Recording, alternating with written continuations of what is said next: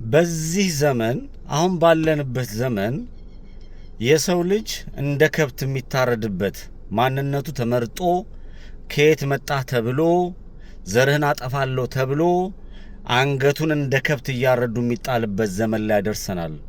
ገዳዮቹ በሚገርም ሁኔታ በአደባባይ ራሳቸውን ገልጸው አድራሻቸውን አስቀምጠው እንደፈለጉ የሚሆኑበት ጊዜ ላይ ነው።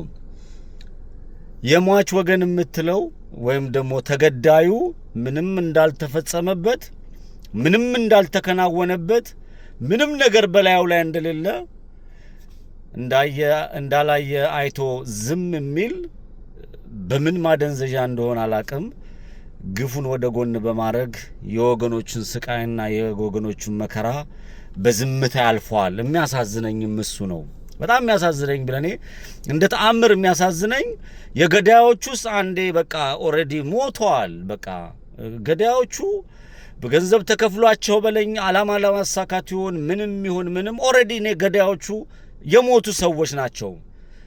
በጣም የሚገርመኝ ደግሞ በቁሙ የሞተው ግሩፕ ደግሞ እጅግ በጣም ይገርመኛል። በቁሙ የሞተው ግሩፕ እጅግ በጣም ነው የሚገርመኝ። አዝናለሁ። በቃ ምንም አቅም ያለኝ መናገር ነው። አቅም ያለኝ ትክክል የሆነውን ትክክል ነው፣ ትክክል ያልሆነውን ትክክል አይደለም ማለት ነው። አቅም ያለኝ እያየሁ እያዘንኩ ውስጤ እያረረ እባካችሁ ለንጹሃን እንድረስ፣ ድምፅ እንሆናቸው፣ እንተባበር፣ አንድ እንሁን፣ ከቀበልተኝነት፣ ከመንደርተኝነት፣ ከሰፈርተኝነት እንውጣ። የሚጠቅመን በአንድነት ወንጀልን መከራከር ነው። የግለሰብ አምልኮ፣ የሰፈር አምልኮ፣ ጎጠኝነት፣ አድመኝነት፣ በአስተሳሰብ ድንቁርና፣ ዕውቀት አለመኖር እየተመለከትን ዝም የምንለው ነገር አይጠቅመንም የሚል መልእክት ነው ማስተላልፈው። ለማንኛውም በማንነታቸው ብቻ አንገታቸው እንዴት እንደሚታረድ በመረጃ በማስረጃ በሎኬሽን ስንመለከት ነበር። ይሄኛው ትንሽ ውስጥ ይረብሻል፣ ለየትም ይሆን ያለ ስለሆነ ይሄንን እስቲ ወደ አደባባይ ለማምጣት እስቲ እንድትመለከቱት አድርጌ ነው ያመጣሁትና በሚሆነው በሚፈጠረው ነገር በሙሉ አምናለሁ፣ አዝናለሁ። በቃ ምንም ማድረግ አልችልም። ምን ማድረግ እችላለሁ? እናገራለሁ። ከዚህ ውጪ በንጹሃን እንደሚሸቅጥ የሚነግድ ገንዘብ ለማግኘት የሚሄድ የሰው ልጅ በኑሮ ባልተመቸው ለፍቶ ጥሮ ለማግኘት ነው ጥረት የሚያደርገው። ያንን ወደ ጎን በማለት እኔ ሃይማኖተኛ ነኝ፣ እኔ ነጠላ ለባሽ ነኝ፣ እኔ ነጭ ለባሽ ነኝ፣ እኔ ሰጋጅ ነኝ፣ እኔ ቁርአን እቀራለሁ፣ እኔ መጽሐፍ ቅዱስ አነባለሁ፣ እኔ እንደዚህ አደርጋለሁ የሬሳ ምርታችንን እስካላቆመ ድረስ ይሄ የሬሳ ምርት እድገታችንን ማገት እስካልቻልን ድረስ ከገዳዮቹ የምንተናነስ ነን ብዬ አላስብም። ዝም ያልክ እኔ ከሞትኩ ሰርዶ አይብቀል የሃይማኖትም ትምህርት አይደለም። የምንም ራስ ወዳድነት፣ አስመሳይነት፣ አድርባይነት ከኛ ላይ መወገድ አለበት የሚል እምነት አለኝ። የተፈጠረውና የሚሆነው እየሆነ ያለው ግን እጅግ በጣም ያሳዝናል። እኔ እንደው ስሙትና ፍርዱን ለናንተ እጅግ በጣም አዝናለሁ። ይሄንን መልእክት እስቲ ላልሰሙት የሰው ልጅ አንገት የበግ ልጅ እንኳን በስማም ተብሎ ነው የሚታረደው። የሰው ልጅ አንገት እንዴት እንደሚታረድ እንዴት አድርገው እንደሚጨፈጭፏቸው ቤተክርስቲያን ውስጥ ሽማግሌ እንዴት እንደሚደፈር ሽመልስ አብዲሳ የምትሉት ነግሮናል። እንዴት እንደሆነ አማራ ክልል ላይ 4-5 ፕሬዝዳንት ተቀይሯል። እንዴት ተቀየሩ? ምንድነው የተቀየሩበት ምክንያት? የተገደለም ፕሬዝዳንት አለን። የአማራ ክልል ፕሬዝዳንት ምንድነው? ኢትዮጵያ ላይ የተማሩ እውነት ያላቸው ሰዎች እስር ቤት ነው ያሉት። ለምንድን ነው እስር ቤት የገቡት? ምን ሆኖ ነው እስር ቤት ያስገቧቸው? ምክንያታዊ ሰው ለመሆን ማለት ነው። ኦሮሚያ ክልል ላይ የሰው ልጅ ደም እንደ ጎርፍ እየፈሰሰ ገዳዩ ሽመልስ አብዲሳ እስከዛሬ አለ።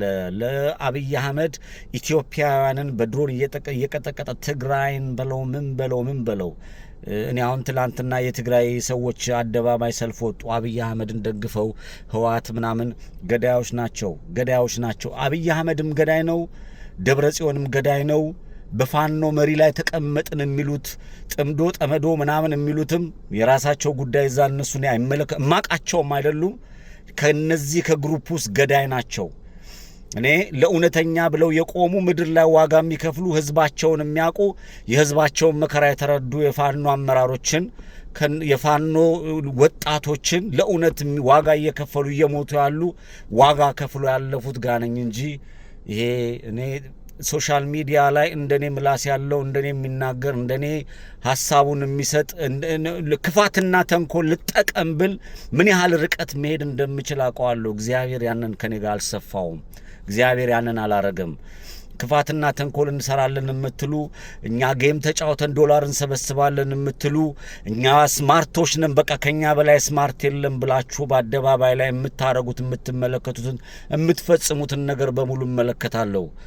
ግዴላችሁም። ተወልጄ ያደኩት አዲስ አበባ ነው። የአዲስ አበባ ልጅ ነኝ። ቦሌ መድኃኔዓለም ነው። የኡራኤል ቤተክርስቲያን ልጅ ነኝ። ኡራኤል ቤተክርስቲያን ነው ክርስትናም የተነሳሁት። አዲስ አበባ ክብ መሆኗን እኔን እንደማጅላን ዓለምን ዞሮ እንዳገኘ ያገኛት ብልጠት አይደለም፣ ህሊናነት ነው። የአዲስ አበባ ልጅ ህሊና አለው።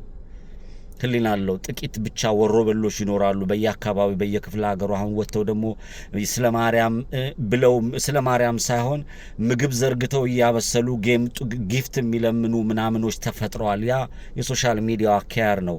የሰው ልጅ ክብር የሚነኩ ሰውን የሚያዋርዱ ነገሮች በአደባባይ ላይ ለመፈጸም የሚሰሩ ሰዎች አሉ። ያ አይደለም፣ ህሊና ላይ ነው ጨዋታው። እየተፈጸመና እየሆነ ያለው ግፍና በደል ዛሬ ብትበላም ነገ ሬሳነ ራስህን አዘጋጅ። የሚታረዱት ሰዎች ነገ ዳር ነው፣ ዛሬ ወደ መሀል ይመጣል። የሚጨፈጭፉት ሰዎች ለሰው አዛኝ መስለው የትግራይን ህዝቦች ወጣት ሰልፍ ውጡ፣ ሌላ ታምር ነው፣ ሌላ ታሪክ ነው። አይሆንም፣ ሀቅ የለም። ቤተ ክርስቲያን ውስጥ ካድሬ ገብቷል።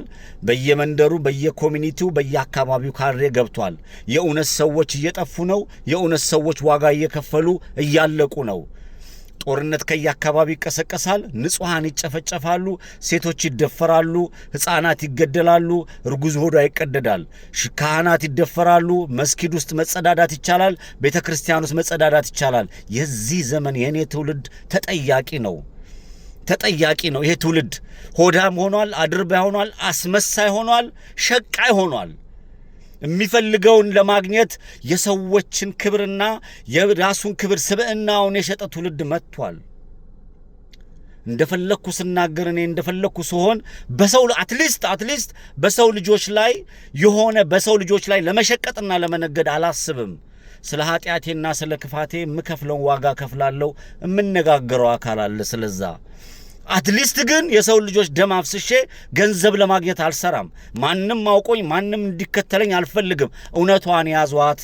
የሚያወጣን እውነት ነው። በእውነት መንገድ እንጓዝ የሚል መልእክቴን ግን አስተላልፋለሁ። በሄድኩበት ሆዳሞች፣ አድርባዮች፣ አስመሳዮች ትልቅ ሰውነት አላቸው፣ ትልቅ ጭንቅላት የሌላቸው በርከት ያሉት መንጋነት የበዛበት በእውቀት ማነስ የተመታ ትውልድ የወጣበት ለገንዘብ ሲል ራሱን አሳልፎ የሚሸጥ ስብዕናው የራሱን ስብዕና አሳልፎ የሚሸጥ የወንበዴ ነው። ለዛ ነው የሬሳ ምርታችን የበረከተው።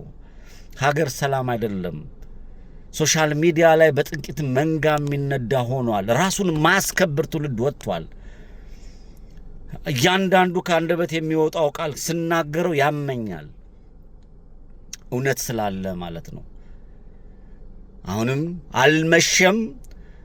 ይሄ እርዱ እንዲቆም የሰው ልጆች እንዲተርፉ በህይወት እንድንቀጥል የሁሉም የመጣው መከራ ለአማራ ብቻ አይደለም፣ ለኦሮሞም ህዝብ የመጣ መከራ ነው። ለትግራይ ህዝብ የመጣ መከራ ነው። ለጋምቤላ፣ ለቤንሻንጉል በኢትዮጵያ ውስጥ ላለ ወደ ኢትዮጵያ ለሚገቡ ሁሉ የመጣ መከራ ነው። ይሄንን መከራ በጋራ በመሆን ነው የአማራ ህዝብ ስፔሲፊክ ተደርጎ እናጠፋዋለን እንጨፈጭፈዋለን ቢለው 4 ኪሎ ቤተ መንግስት የገቡ በትግራይ በኩል የትግራይን ህዝብ የማይመለከት የትግራይ ህዝብ ራሱ ዋጋ እያስከፈለ ያለው ቲፒኤልኤፍ ኢህአዴግ ምንም በለው ለሰድሩትና ላጠፉት ለእያንዳንዱ ዋጋ መክፈል ያለባቸው ንጹሃንን እያሳደዱ የገደሉ የፋኖን ስም የተሸከሙ ጥቂት በፋኖ አመራር ላይ የተቀመጡ ወንበዴዎች የእጃቸውን ማግኘት እስካልቻሉ ድረስ እያንዳንዱ በሰፈርተኝነት በመንደርተኝነት በጎጠኝነት ወይም ደግሞ እኔ ጎንደሬ ነኝ እኔ ጎጃሜ ነኝ በሚል የጎጃምን ህዝብና የጎንደርን ህዝብ የማይወክሉ ጥቂት በዶላር የሰከሩ ታፕ ኮፒ ሊንክ አድርጉ ጊፍት ስጡን እያሉ ሲለምኑ የሚውሉ ሰርተው የማይበሉ በራሳቸው ህሊናቸውን የሸጡ ሆዳሞች ህዝባችንን ዋጋ እያስከፈሉ ነው። ሁሉንም ነገር ሰከን ብላችሁ ተመልከቱት። ንጹሃን ወደፊት ይቀጥሉ፣ ኢትዮጵያ ሀገራችን ትቀጥል፣ ጄኖሳይድ እንዲቆም ሁላችንም የግላችን አስተዋጽኦ እንወጣ። ይሄንን ማድረግ ካልቻልን በቤተ ክርስቲያንም ተደበክ፣ በመስጊድ ውስጥም ተደበክ፣ ለምን በሀብታም ውስጥ ተደበክ፣ በጓሮም ተደበክ፣ በፊት ለፊትም ተደበክ፣ በላይም ተደበክ፣ በጎንም ተደበክ፣ በአደባባይ ሄድክ፣ በየትም አካባቢ ሄድክ፣ እግዚአብሔር ምስክሬ ነው፣ ቃሌ ቃል ነው። ለእያንዳንዱ ለፈጸማትና ላደረጋት ነገር ዋጋ ይከፍላል።